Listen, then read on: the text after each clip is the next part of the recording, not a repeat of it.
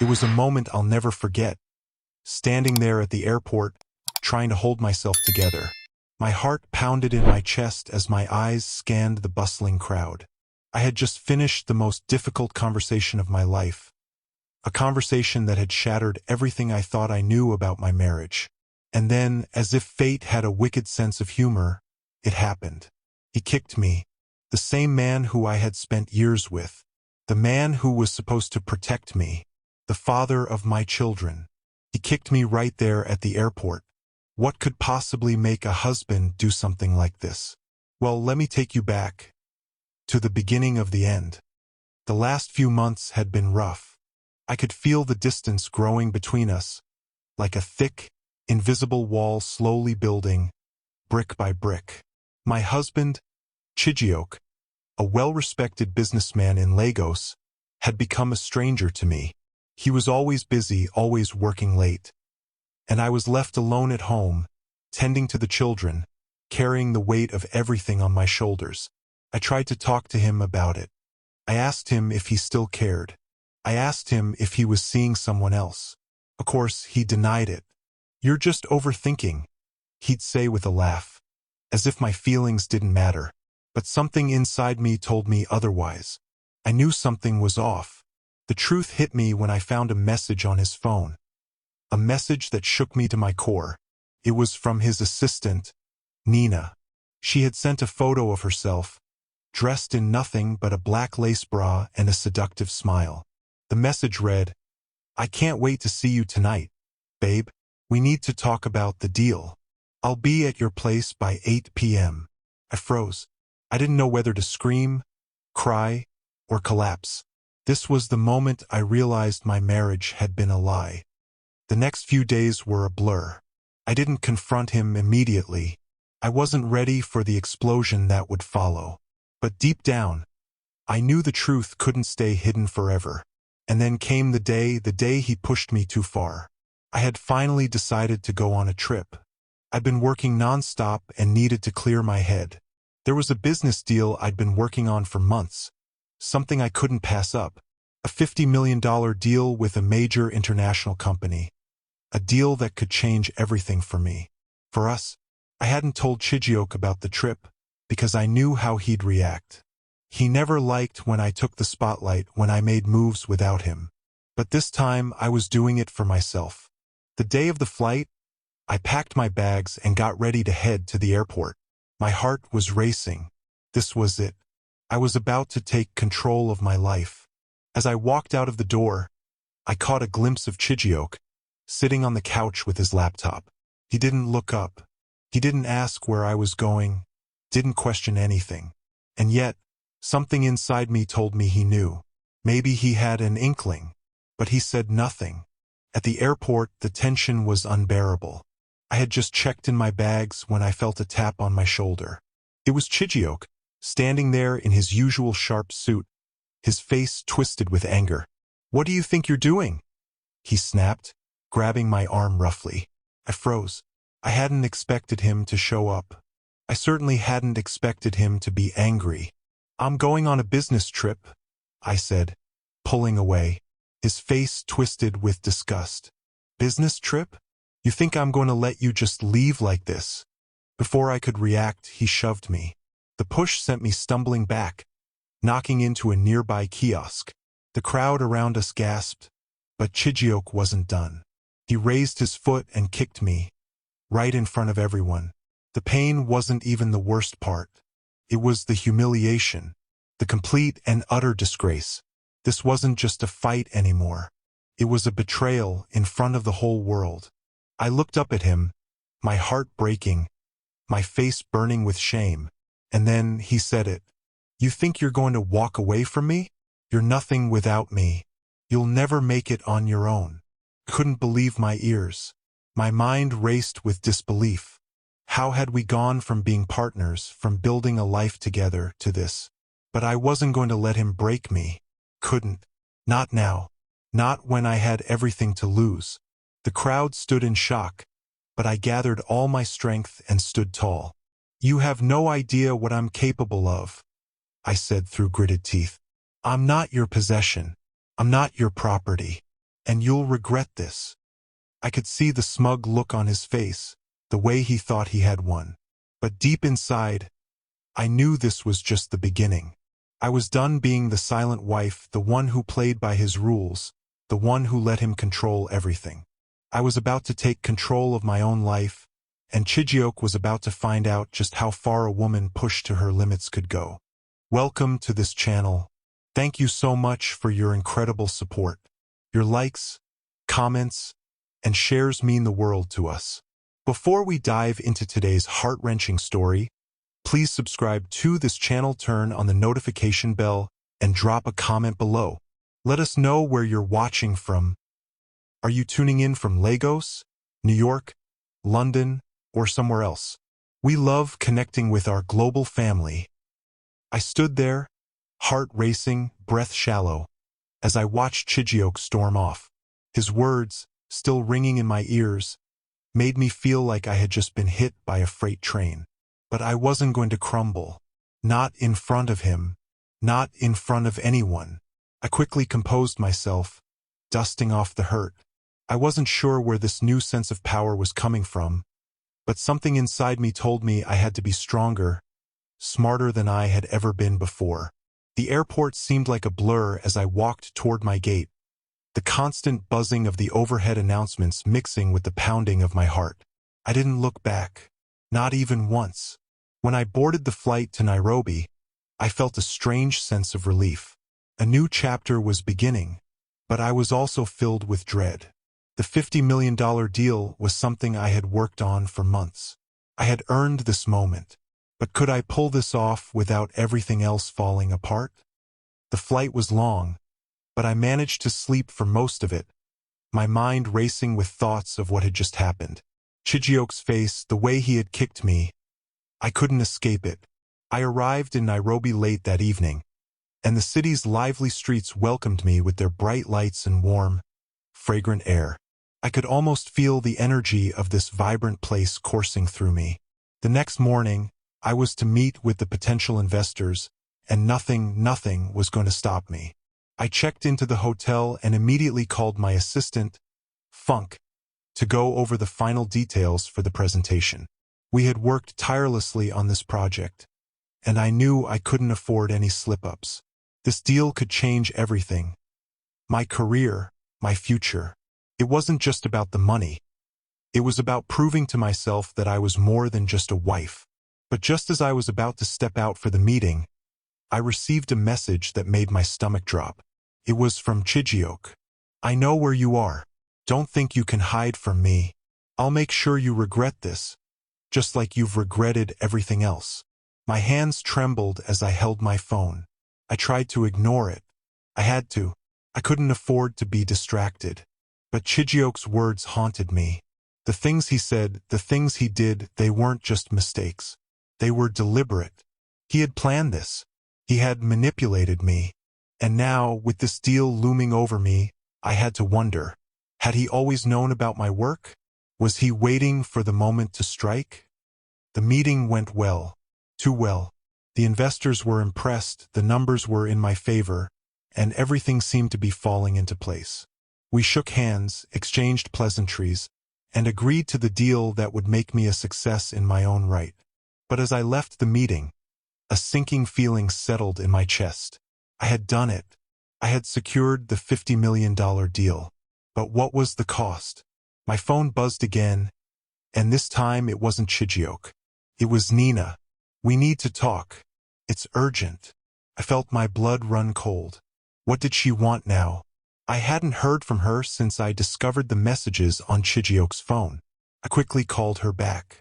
"Hello." Her voice sounded shaky. "I don't know how to say this, but Chijioke isn't just cheating on you. He's been using you." I froze. "What do you mean?" "He's been siphoning money from the business, hiding it in offshore accounts. The deal you just signed, it was supposed to be his. He never planned on sharing any of it with you." I could feel the blood drain from my face as the world seemed to spin around me. How could I have been so blind? How could I not see the lies, the manipulation, the betrayal? I ended the call and sank into the chair, my mind spinning. Nina's words echoed in my head. The deal I had just closed, the success I had worked for, it was all a lie. Chijioke had been playing me, using me as a pawn in his game. But I wasn't going to let him win. Not now. Not ever. I knew that this was no longer just about a business deal. It was about taking back control of my life. It was about revenge. Financial revenge. I wasn't going to let him ruin everything I had worked so hard for. I stared at the phone, the weight of the situation sinking in. I had to act fast. But how? The next few days passed in a blur of meetings, phone calls, and paperwork. I kept my focus on the deal, the $50 million deal, trying to ignore the chaos that Chijioke had unleashed in my life. But even in the midst of success, I couldn't escape the feeling of betrayal gnawing at my insides. I had closed the deal, yes, but at what cost? Was this really my victory? Or had Chijioke just used me as a stepping stone for his own gain? That night, after a long day of negotiations and finalizing the deal, I found myself staring out the window of my hotel room. Nairobi's skyline was breathtaking. A sea of lights, a reminder of how far I had come. But even in the city that promised opportunity, all I could think about was home. Lagos, Chijioke, the man who had destroyed everything. It was around 10 p.m. when I got the call from Funk. She had been my assistant for years, and if there was anyone I trusted, it was her. But tonight, something was different about her voice. It sounded urgent. "Ma'am, I think you need to see this," Funk said, her voice trembling. "It's about Chijioke." "What is it?" I asked, feeling a chill creep down my spine. "I found something. I don't know how to say this, but I think you need to know. Just tell me," I demanded, my heart thudding in my chest. "It's his phone," she said. "I've been going through his messages, and I found something strange." I could hear the hesitation in her voice, but I knew Funk wasn't the type to exaggerate. She had been by my side through thick and thin, always looking out for me. If she was worried, then I should be too. "What did you find?" I asked again, trying to steady my breath. "It's a conversation with his lawyer. They've been planning to divorce you.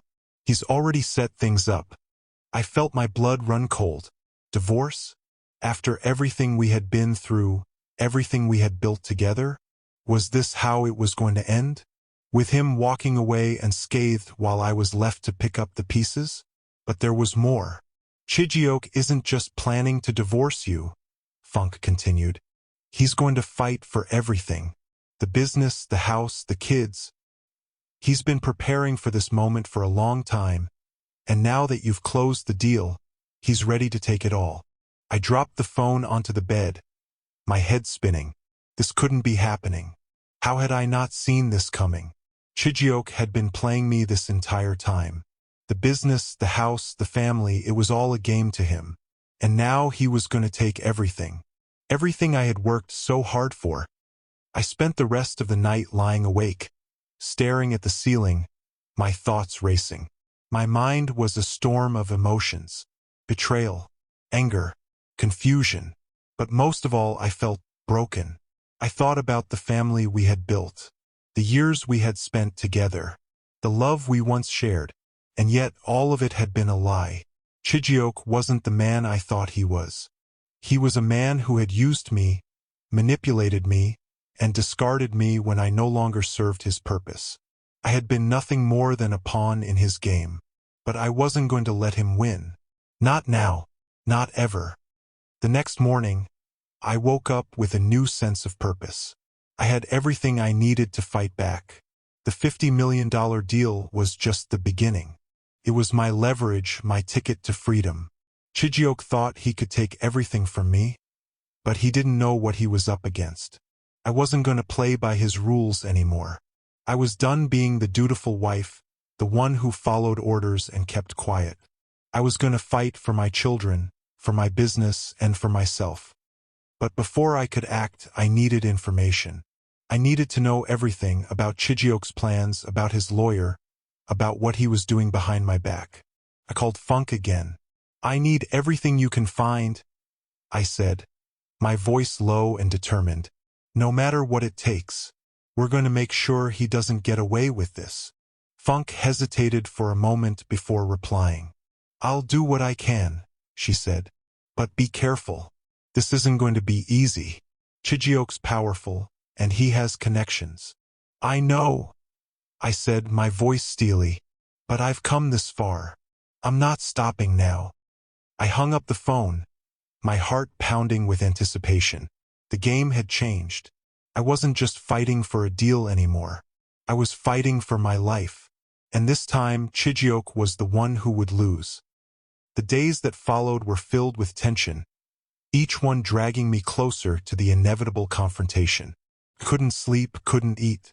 Every time I closed my eyes, all I could see was Chijioke's face. Angry, smug, and unrepentant. The man I had once loved had become my worst enemy. But I had a plan. I had made mistakes in the past, letting my emotions guide me, letting Chijioke take control of everything. I wouldn't make that mistake again. This time I was going to fight smart. I spent hours on the phone with Funk, combing through the information she had gathered. She had done a fantastic job of getting the details I needed, messages, financial documents, everything that could expose Chijioke for the liar and manipulator he was. But there was one thing I needed more than anything else. Proof. Solid, undeniable proof that he had been siphoning money from the business and hiding it from me. I arranged a meeting with Nina, Chijioke's assistant. I knew she was the key to getting the answers I needed. After all, she was the one who had started the whole mess when she sent me that message. We met at a small cafe in Nairobi, the noise of the bustling street outside muffling our conversation. Nina looked nervous as she sat across from me, fidgeting with her coffee cup. Her hands shook, and I could see the guilt written all over her face. I know this is hard for you, I said, trying to calm her down. But I need you to help me. You've already given me the truth. But now I need you to give me the proof. The documents. Anything that can show Chijioke's plans. Nina hesitated for a moment, her eyes darting around the room as if someone might overhear. Then finally she nodded. I've kept a copy of everything, she said, her voice barely above a whisper. The transactions, the offshore accounts, everything. I was too afraid to speak up before, but now I know I can't let him get away with this. My heart raced as she slid a folder across the table. Inside were the documents I had been waiting for. I scanned the papers quickly, my eyes widening as I saw the proof I had been searching for. Evidence of illegal transfers. Large sums of money funneled into accounts that weren't even registered under Chijioke's name. This was it. This was the evidence I needed to take him down. I sat back in my chair, trying to steady my breathing. The weight of what I was about to do hit me all at once. I had always thought that Chijioke and I could work things out. I never imagined I would be holding his downfall in my hands. But this wasn't about vengeance. It was about justice. It was about making sure that he didn't destroy everything I had worked for. Thank you, I said to Nina, my voice soft but filled with gratitude. You've done more than you know. She smiled weakly, relieved that the burden had been lifted off her shoulders. You deserve the truth, she said. I just hope this works. I know what he's capable of. The next step was clear. I had to confront Chijioke, but not until I had everything lined up. I needed a lawyer, someone who could help me navigate this legal minefield.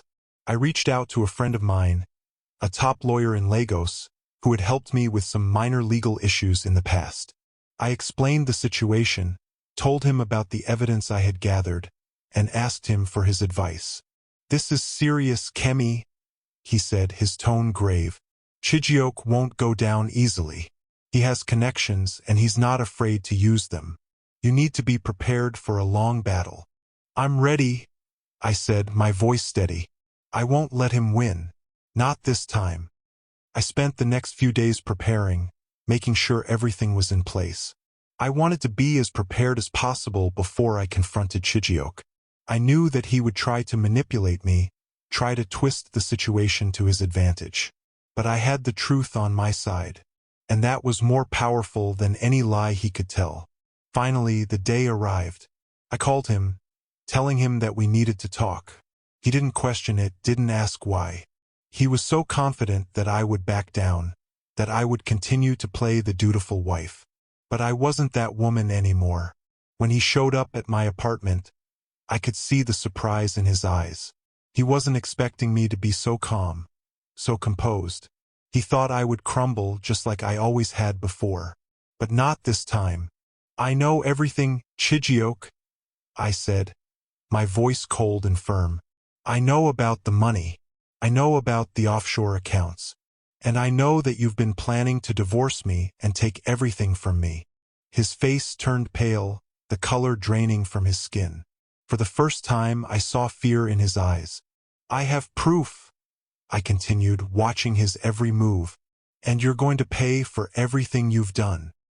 I could feel the tension in the air as Chijioke stood there, his face a mixture of disbelief and fury, his hands clenched into fists, and for a moment I thought he might lash out, but I didn't flinch. Not this time. I wasn't the same woman he had walked all over for years. "You're making a huge mistake, Kemi," he said, his voice low, a dangerous edge to it. "You don't know what you're messing with." "I know exactly what I'm messing with," I replied, my voice steady. "You thought you could control me, destroy everything I built. But now the tables have turned." His eyes narrowed, but he didn't speak. He was waiting for me to say more, to reveal my hand. But I had no intention of showing him everything just yet. I wanted him to sweat, to feel the panic set in. I reached into my bag and pulled out the folder with the documents Nina had given me. I placed it on the coffee table in front of him, watching as he looked down at it with a mixture of fear and anger. "This is the proof, Chijioke," I said, my voice almost a whisper. "I have everything. The money transfers, the offshore accounts, it's all here. You've been stealing from the business and hiding it from me." For a moment he didn't move. He just stared at the folder, his face going from pale to red as the reality of the situation sank in. I could almost hear the wheels turning in his head as he tried to come up with an explanation, a lie that could get him out of this. But there was nothing. No excuse, no way out. He was trapped. "I don't know what you think you're doing, Kemi," he finally said, his voice trembling with anger. "You think you can take me down with some documents? Do you know who I am? I'm untouchable." "Not anymore," I said, my tone calm but firm. "You may have connections, but I have the truth, and I'm not afraid to fight for it." He stood there for a moment, looking like he was going to explode, but then, to my surprise, he took a step back. His shoulders slumped, and I saw the flicker of fear in his eyes. "What do you want?" he asked, his voice quieter now, almost pleading. "I'll give you whatever you want. Just don't destroy me like this." It was the first time I'd seen him vulnerable, and in that moment, something inside me hardened. I wasn't going to fall for his manipulations again. I wasn't going to let him worm his way out of this. "I don't want your money, Chijioke," I said, my voice cold. "What I want is justice. For what you've done to me, to this family, to everything we built. You don't get to walk away unscathed. Not this time."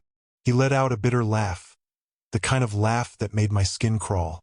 "You think you've won, don't you?" he said, his tone mocking. "But you're wrong. You think the truth matters? It doesn't. I'll make sure you regret this." His words were a threat, but I didn't flinch. Instead, I smiled, a slow, calculating smile. "I don't think you understand, Chijioke," I said. "This isn't just about me. This is about everything you've done. And I'm going to make sure the world knows exactly who you are. I'm going to expose you for the fraud you are." The silence that followed was deafening. Chijioke stood there, his anger radiating off of him in waves, but I could see the cracks in his armor. The fear was real and it was growing. For a long moment, neither of us spoke. It was as if time had stopped, the world outside frozen, waiting for what would happen next. Then, finally, he broke the silence. "You think you can ruin me?" he asked, his voice low and dangerous. "You have no idea what you're dealing with. I'll make sure you regret this. I'll ruin you." I met his gaze, my expression calm, unshaken. "You can try," I said, "but this time, I'm not backing down." Chijioke turned and stormed out of the apartment, slamming the door behind him. I stood there for a moment, taking in what had just happened. I had confronted him. I had stood my ground, and for the first time in years, I felt like I was in control. But I knew this wasn't over. It had only just begun. The battle for my life, my business, and my children was far from over. And Chijioke? He was going to learn the hard way that I wasn't the woman he thought I was. The days that followed were a blur of phone calls, meetings, and legal strategies. I had no idea just how deep Chijioke's corruption ran, but I was determined to find out. With the evidence I had, the support of my lawyer, and my newfound resolve, I knew I had a fighting chance. But every time I closed my eyes, I could still hear Chijioke's voice, the anger in his words, the threat in his tone. He wasn't going to give up easily, and neither would I. The next move was mine. But what would it be? If you have been on this journey with us, don't forget to like, subscribe, and turn on notifications for more gripping stories like this. Days turned into weeks, and I couldn't shake the feeling that the battle was only just beginning. Chijioke had stormed out of my apartment, but I knew it wasn't over. His words echoed in my mind, each one laced with venom and desperation. He had threatened to ruin me, and I had no doubt he would try. But I wasn't going to let that happen. Not again. The first few days after our confrontation were a whirlwind. My lawyer, Tund, advised me to stay low and gather as much evidence as I could. It wasn't just about the business now, it was about making sure Chijioke couldn't walk away with everything he had taken. I needed to know everything. How deep did his lies go? Who was helping him? And, most importantly, how could I expose him for the fraud he was? I started digging into the business's financials, meeting with accountants and consultants, trying to trace every transaction, every penny that had been siphoned. It was slow work, and at times, I felt like I was chasing shadows. But then, one day, I found something that made my stomach drop. It was a file, a large, encrypted folder that had been hidden away in the company's accounting records. When I managed to crack the code and open it, I was met with a string of transactions. Ones that led directly to an offshore bank account, one that I hadn't seen before. And at the top of the file was a name that sent a shiver down my spine. Nina. I didn't want to believe it. Nina, the woman I had trusted, the woman who had helped me by giving me the proof I needed to confront Chijioke. Could she have been involved in all of this? My hands shook as I stared at the screen. The evidence was damning, and the implications were clear. Nina had been in on it all along. She had been a part of Chijioke's scheme to steal from me and the business. But why? What was her role in all of this? I couldn't keep this information to myself. I had to know what was going on, and I needed answers. I called Funk again, my trusted assistant, and arranged to meet with her at a quiet cafe in Lagos. As soon as I arrived, I could tell something was off. Funk's face was pale, her eyes wide with fear. "I need to know the truth," I said, sitting down across from her. "I found something that doesn't add up. I need to know everything you know about Nina." Funk looked around nervously, her eyes darting toward the door. "What did you find?" she asked, her voice barely above a whisper. I slid the file across the table, and she gasped when she saw the transactions. "Where did you get this?" she asked, her voice shaky. "It doesn't matter," I said. "What matters is that Nina is involved. She's been working with Chijioke to steal from me. I need to know why." Funk took a deep breath, her hands trembling as she set the file back down. "I never wanted you to know this, Kemi, but I think it's time you do. Nina, she's not just Chijioke's assistant. She's been with him for years. She's the one who's been feeding him information about the business, about you. She's been helping him with all of it." My heart pounded in my chest as the pieces of the puzzle started to fall into place. Nina had been feeding Chijioke information, helping him make strategic moves to take control of everything. She had been my trusted ally, but all along, she had been working for him, manipulating me from the inside. "Why, Funk?" I whispered, my voice cracking. "Why didn't you tell me?" Funk looked at me with regret in her eyes. I didn't know what to do. Nina promised me she would protect me if anything went wrong, but I never thought it would come to this. "I should have told you sooner, but I was scared. I didn't know what to say. I had trusted Funk with everything, and yet, even she had been caught in this web of lies. But I wasn't going to let fear stop me now. Not when I was this close to the truth. "I need you to help me take her down," I said, my voice firm. "I need everything you know about Nina, everything that could expose her. This isn't just about Chijioke anymore. It's about her, too." Over the next few days, Funk and I worked together to gather more information about Nina. We dug into her personal life, her connections, everything that could link her to Chijioke's plan. And the more we uncovered, the more we realized just how deep this betrayal ran. Nina had been playing both sides, pretending to be my ally while secretly working with Chijioke to manipulate me. She had access to all the company's confidential information, and she had used it to help Chijioke hide the money he had stolen from me. But there was something else I uncovered, something that chilled me to the bone. Nina wasn't just after money. She had been in love with Chijioke all along. It explained so much. The way she had acted so protective of him, the way she had been so eager to help him. She wasn't just doing his bidding. She was doing it for love, for a man who had used her just as much as he had used me. Now, I had the evidence, the motive, and the proof that I needed. I was ready to confront Nina, to expose everything she had done. But there was one last thing I needed to do before I took the final step. I had to make sure Chijioke understood that the game was over, that I wasn't afraid anymore. I wasn't going to let him control me, and I wasn't going to let him destroy everything I had worked for. This was the moment of reckoning, the moment where I took back control, the moment where I showed Chijioke, Nina, and everyone else who had doubted me that I was no longer a pawn in their game. I was the queen. The weight of everything I had uncovered pressed down on me like a heavy cloud. I had exposed Nina, the traitor who had been in cahoots with Chijioke. I had the evidence, the proof that could end it all. But it wasn't enough yet. Not until I faced Chijioke one last time. The sting of his betrayal still stung, but I had grown stronger. I wasn't the woman who had once tiptoed around his temper or crumbled under the weight of his lies. No, I had become someone else, someone unrecognizable to him. Someone who had nothing left to lose but everything to gain. I arranged a final meeting with him. I knew he wouldn't expect it, but I also knew he wouldn't be able to resist the opportunity to confront me, to try and talk his way out of the mess he had created. The meeting was set at a luxurious restaurant in Lagos, a place Chijioke frequented often with his business partners. A perfect place to end this once and for all.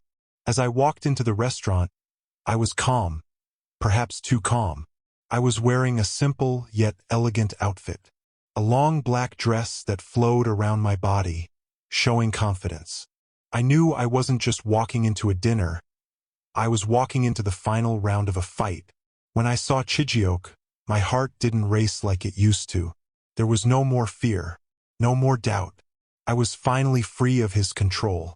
He stood up, flashing me a fake smile, the kind of smile I had seen too many times before. The kind that was meant to charm but never reached his eyes.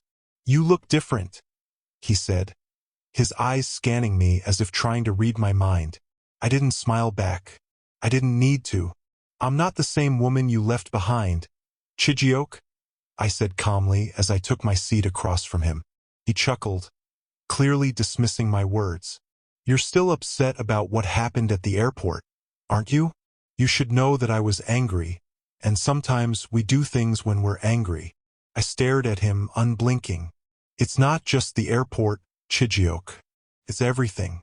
The lies, the manipulation, The money you've been stealing from me and the business." He faltered for a second, his expression tightening. "What do you mean?" he asked, though the fear in his voice was undeniable. I pulled out the folder from my bag and placed it in front of him. The same folder that contained everything: the bank transfers, the offshore accounts, Nina's involvement. I could see the color drain from his face as he scanned the documents, his breath catching in his throat. This isn't possible," he muttered, his voice cracking.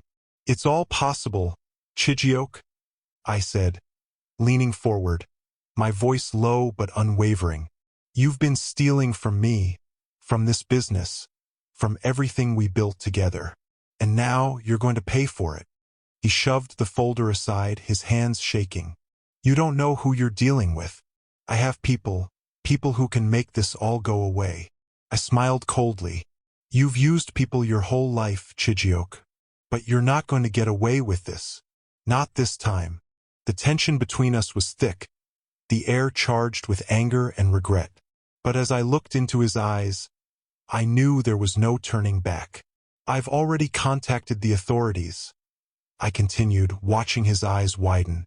"And I've made sure that every single transaction, every illegal move you've made, is documented.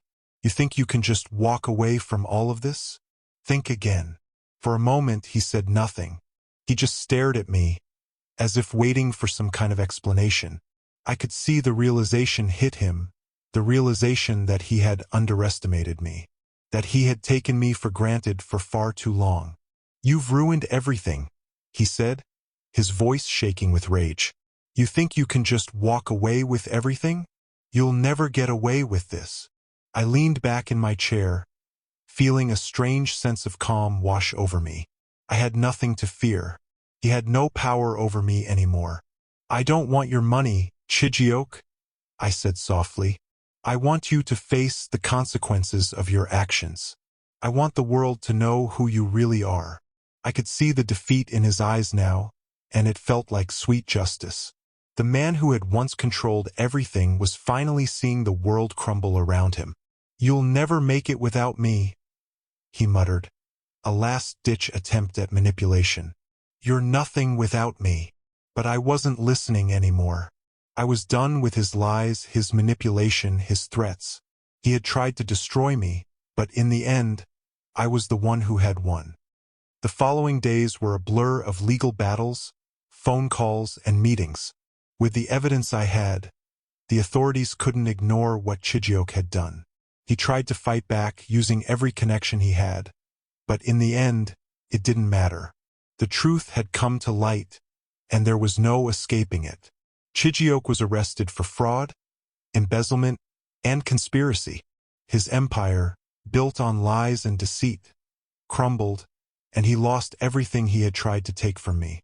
As for Nina, she had been complicit in it all, and her involvement didn't go unnoticed.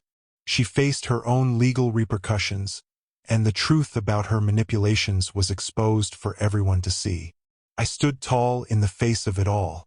I had fought for what was mine, and I had won. Chijioke and Nina had thought they could break me, but they didn't realize that the one thing they couldn't take from me was my strength. The months that followed were filled with healing. It wasn't easy, but I had finally regained control of my life. The business once again became mine, and this time I ran it on my terms. The deal that Chijioke had tried to steal from me, it was now my legacy. I had faced the worst betrayal a person could imagine, and I had survived. In the end, I learned that no matter what life throws at you, no matter how deep the betrayal cuts, you can rise above it. Because when you have nothing left to lose, there's only one thing left to do. Take back everything you deserve. And that's exactly what I did. The world felt different now, not just because of the legal battles or the closure that had come with Chijioke's downfall, but because I had finally freed myself from the weight of his betrayal. There was no more fear, no more wondering what he was doing behind my back. There was only a future that I could shape on my own terms. The months after the scandal were filled with both relief and a sense of dread. Relief because I had won. Dread because I knew I had just begun to rebuild everything I had lost. my trust, my business, my sense of self. But I was no longer the woman who had been blindsided by love. No, I was stronger now. I had learned the hard way, but I had learned well. I wasn't going to make the same mistakes again. The first thing I did was take control of the business. I hired a new team of accountants, financial advisors, and lawyers to make sure that everything was in order. The company was still mine, but it had been tainted by Chijioke's lies. I had to rebuild it from the ground up, and it wasn't going to be easy. But I was ready. I also focused on reconnecting with my children. The betrayal that had rocked our family had left scars that I knew would take time to heal. But I wasn't going to let it define us. I made sure to spend time with them, to show them that we were going to be okay. We didn't need Chijioke anymore. We had each other. The hardest part, though, was the internal healing. Every time I thought about the years I had spent with Chijioke, the years I had sacrificed, I felt a mix of anger and sadness. How had I allowed myself to be blind to the truth? How had I ignored the signs? But I couldn't dwell on those questions forever. I couldn't keep asking myself, what if? Or why didn't I see it sooner? Because it wasn't about the past anymore. It was about the present, about the life I was building. And so I moved forward. One of the first things I did after the dust settled was hire a business consultant. Someone who could help me expand my company in ways Chijioke had never allowed. I had big dreams. Dreams that didn't revolve around keeping someone else's ego inflated. I was finally in control. I was also working on something more personal, my own self-worth. I had spent so many years doubting myself, letting Chijioke's words define me. But now I was going to change that. I began working with a therapist, someone who could help me process everything that had happened and build a stronger, more confident version of myself. The path wasn't easy. It never would be. But each day, I took small steps toward the woman I wanted to become. A woman who was no longer defined by betrayal or heartache, but by her own strength and resilience. Then, one day, I received a letter. It was from Chijioke's lawyer. My heart dropped when I saw the familiar name on the envelope. I didn't want to read it, but I knew I had to. As I opened the letter, I braced myself for the worst. Had he found a loophole? Was he trying to drag me back into the nightmare? But when I started reading, my heart sank even further. It was a settlement offer. Chijioke wanted to avoid a lengthy legal battle, and he was offering me a sum of money in exchange for me dropping all charges and agreeing to a divorce settlement. I laughed bitterly. After everything he had put me through, after the lies, the manipulation, the betrayal, now he wanted to offer me money? I read the letter again, trying to understand his reasoning. Was this a last-ditch attempt to regain control over me? Was he that desperate? Did he think I could be bought? I knew what my answer was. No amount of money could erase the pain he had caused. No amount of money could make up for the years I had spent with a man who didn't value me. I immediately called my lawyer. "We're not taking the settlement," I said firmly. "Let him fight for it if he wants it." And that was the final nail in the coffin. Chijioke's last attempt to manipulate me had failed. He had underestimated me once again. The following months were filled with legal back and forth. But in the end, Chijioke had no choice but to accept the terms of the divorce. He lost the business, lost his assets, and lost everything he had fought so hard to control. It wasn't just a financial loss. It was a complete loss of his power. But the victory wasn't mine alone. It was my children's too. They deserved to see their mother stand tall, unshaken, no longer a victim but a warrior. They deserved to see that no matter how far someone tries to push you down, you can always rise again. Looking back, I could see now how far I had come. I had been broken, but I wasn't defeated. I had faced my demons, and I had fought with everything I had. I had lost a marriage, but I had found myself. I wasn't just rebuilding my business or my family. I was rebuilding my entire life. And this time, I was doing it on my own terms. The story of Chijioke and I was over, but the story of Kemi, my story, was just beginning. And this time, it was going to be a story of success, happiness, and freedom. A story that would never be defined by the man who tried to break me. It would be defined by the woman who refused to stay down. It's strange how life has a way of working itself out. I spent so many years believing that my worth was tied to someone else, to Chijioke, to our marriage. I thought that if I could just make him happy, if I could just be what he wanted me to be, everything would be perfect. But perfection never came. And now, standing here, alone but free, I finally understood something I had spent years ignoring. I was enough on my own. The next chapter of my life wasn't going to be about rebuilding what I had lost. It was about creating something new, something entirely my own. The business was flourishing again, and I had an incredible team around me.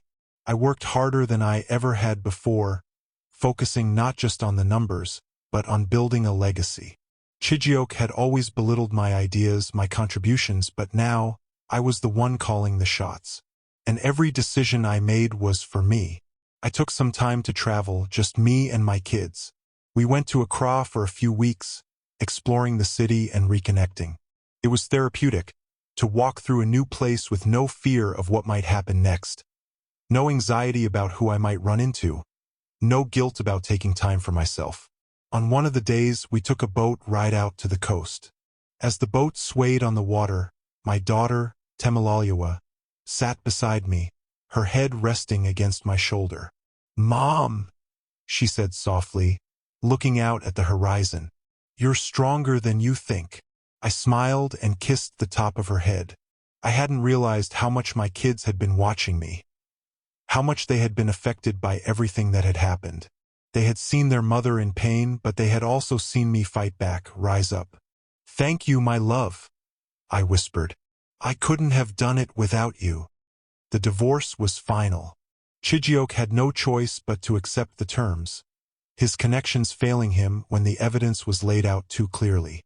He lost everything he had tried to control, the business, the house, the money.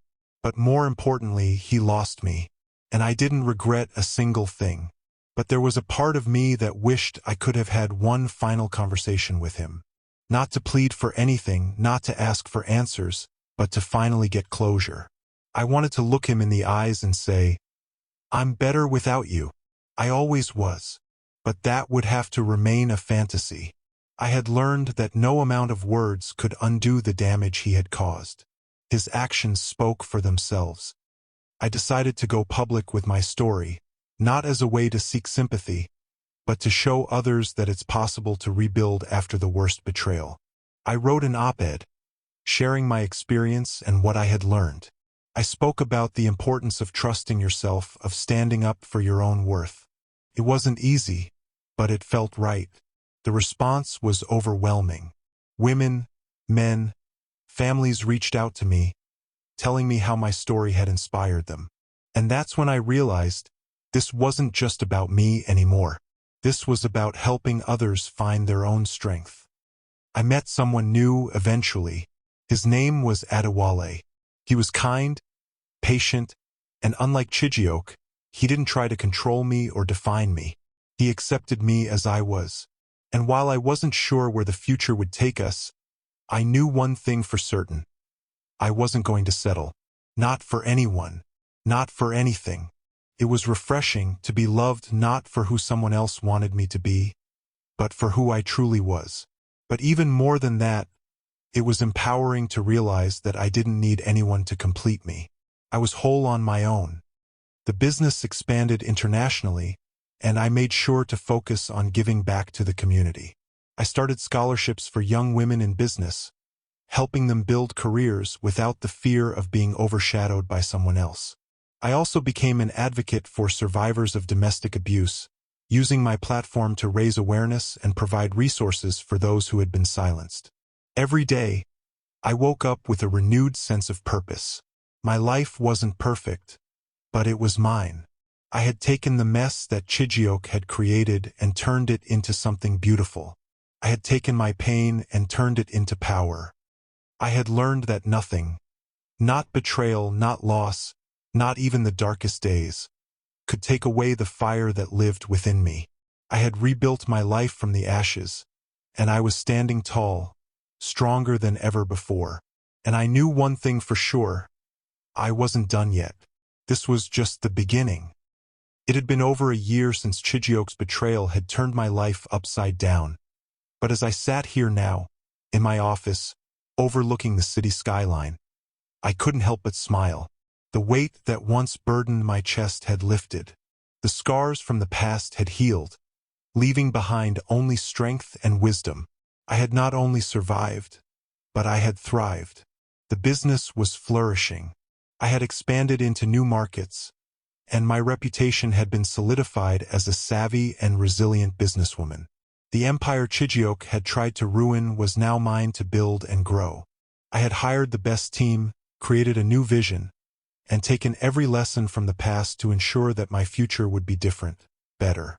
And yet, as successful as everything seemed on the surface, the road to this moment had not been easy. It had taken months of sleepless nights, endless paperwork, and numerous conversations with lawyers. But with each challenge, I grew stronger. I had learned to trust myself, to trust my instincts. I was no longer the woman who depended on someone else for validation. I was the woman who set her own path, defined her own worth, and made her own decisions. The woman who, despite everything, had risen from the ashes. But there was still one more thing I had to do. I had made peace with Chijioke's betrayal, but it wasn't enough to simply move on. I needed to make sure that this chapter of my life was truly closed. And so I called him. I didn't know what I was expecting. Perhaps some final closure, some acknowledgement of what he had done. But as the phone rang and I heard his voice on the other end, I knew exactly what I needed to say.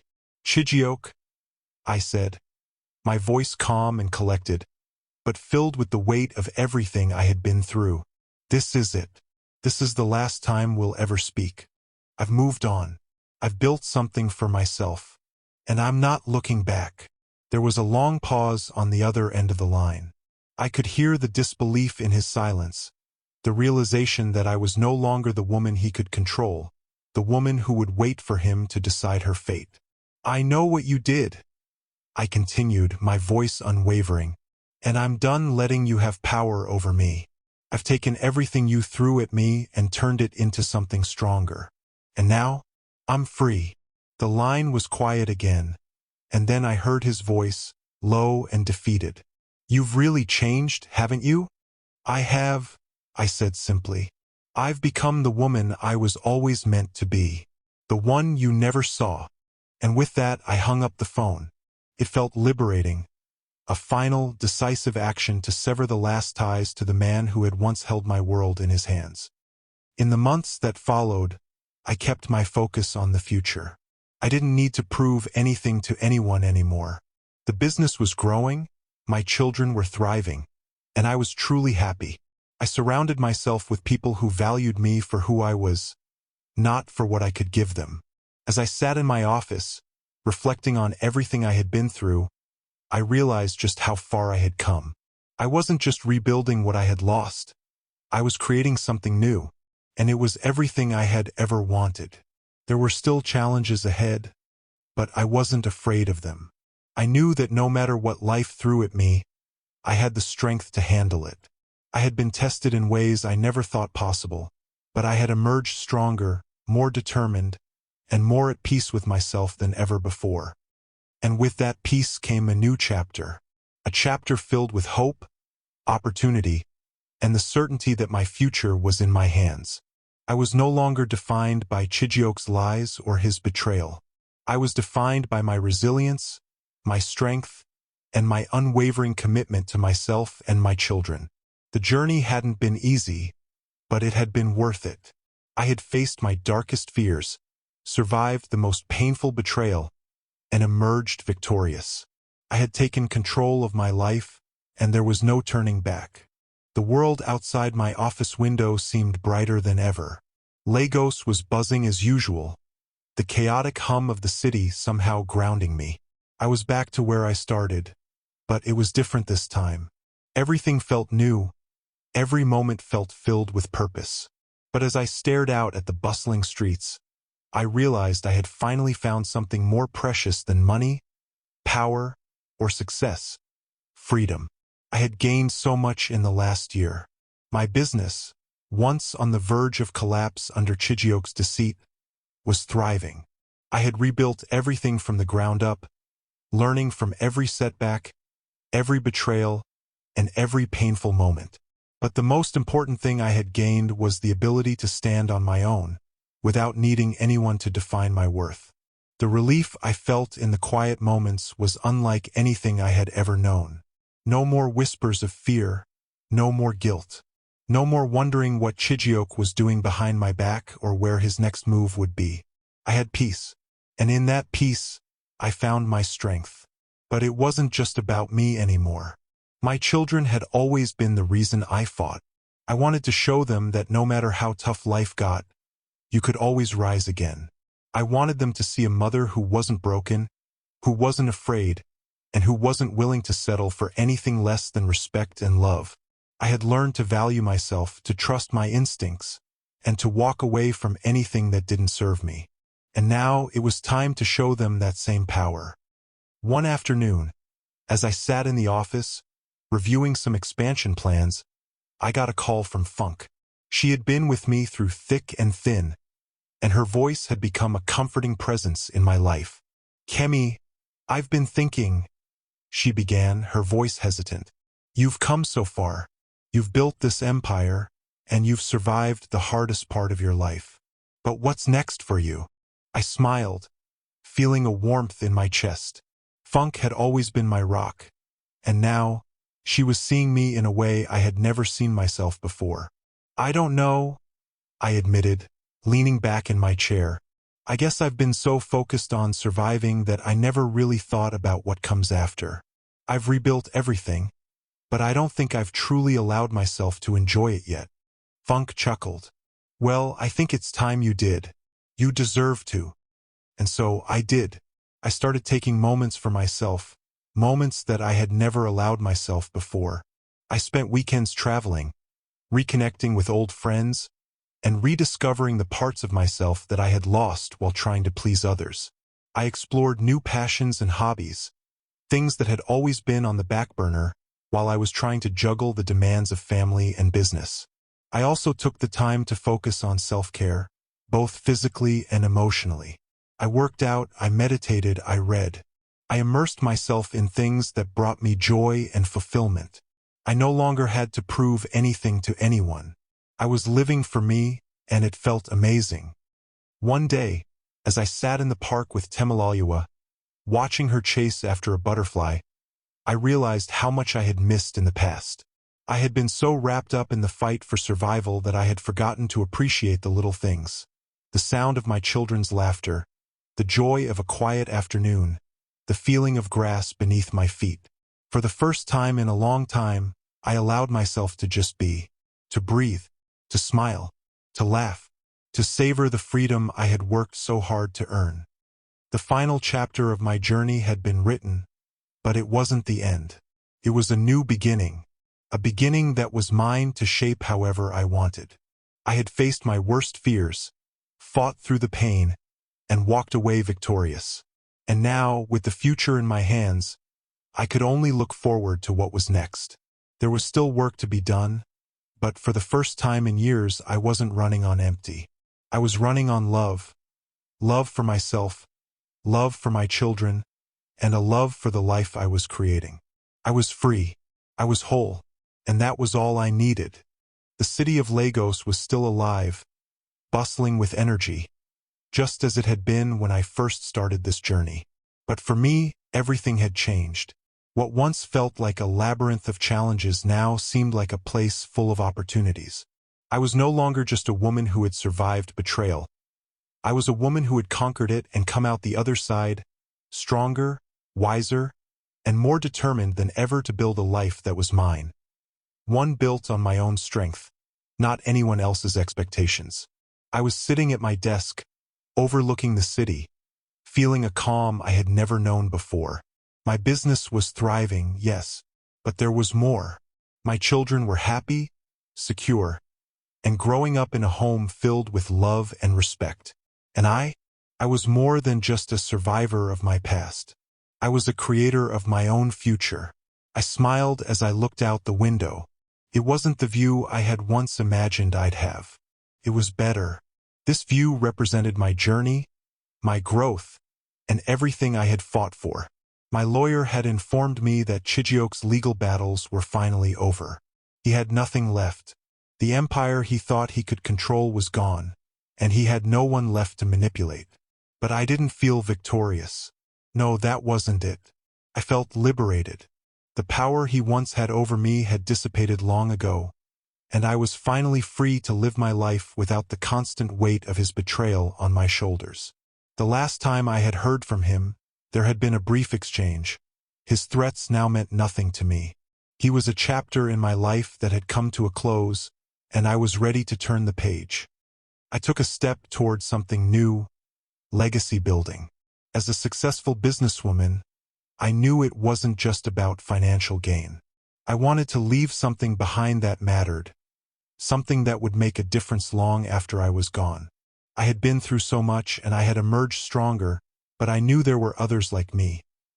Others who had faced betrayal, manipulation, and hardship, but had come out on the other side, stronger and more resilient. I wanted to help them, to show them that they didn't have to just survive. They could thrive. So, I started a foundation, one that would focus on empowering women who had faced adversity, women who had been knocked down but were determined to rise. I wanted to give them the tools, the resources, and the support they needed to rebuild their lives, just as I had rebuilt mine. It wasn't about revenge anymore. It wasn't about fighting Chijioke or Nina or anyone else who had tried to break me. It was about creating a space where women could thrive, where they could take control of their own destinies, and where they could build lives of their own choosing. In the quiet moments, when the noise of the world faded, I reflected on my journey. I thought of the days when I had felt trapped, hopeless, and utterly alone. I thought of the nights spent crying, wondering how I would ever get through the pain. But in those same moments, I realized that it had all led me here, to a place where I had rediscovered my own power. I had come to understand that what had happened to me didn't define me. What defined me was how I responded to it, and I had chosen to rise. I had chosen to build, to create, and to move forward with strength. And in that strength, I found peace. As I sat in the garden that evening, watching my children play, I realized that the true legacy I was building wasn't just in business or in a foundation. It was in them.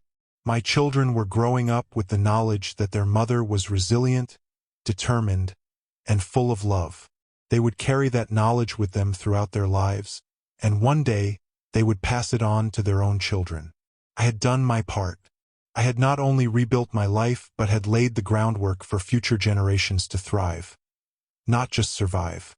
For the first time in years, I could finally breathe. I wasn't just living. I was living fully, without regret, without fear. I had overcome the darkest of days, and now, I could look ahead to a future filled with endless possibilities. It was, without a doubt, a new beginning. If you made it up to this end with us, we really appreciate you. Don't forget to like, subscribe, and turn on notifications for more gripping stories like this.